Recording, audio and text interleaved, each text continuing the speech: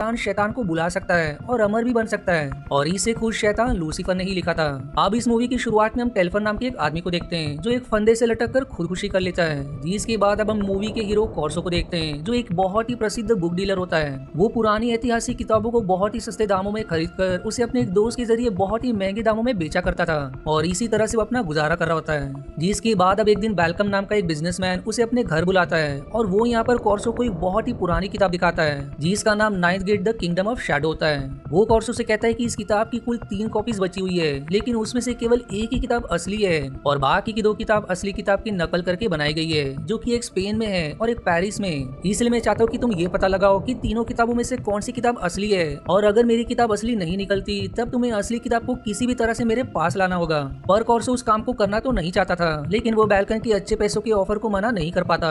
इसलिए अब वो असली किताब की खोज में सबसे पहले टेल्फर के घर जाता है। टेल्फर दरअसल वही आदमी होता है जिसने 9 गेट किताब को बैलकम को बेची थी, और उसके अगले दिन बाद ही उसने खुदकुशी कर ली थी। अब टेल्फर के घर पर पहुंचने के बाद कॉर्सो की मुलाकात टेल्फर की पत्नी लियाना से होती है, और यहाँ पर कॉर्सो को लियाना से बात करने पर पता चलता है कि ये किताब टेल्फर ने सेनिजा ब्रदर से खरीदी थी क्योंकि उन्हें किताब में बहुत ज्यादा इंटरेस्ट था।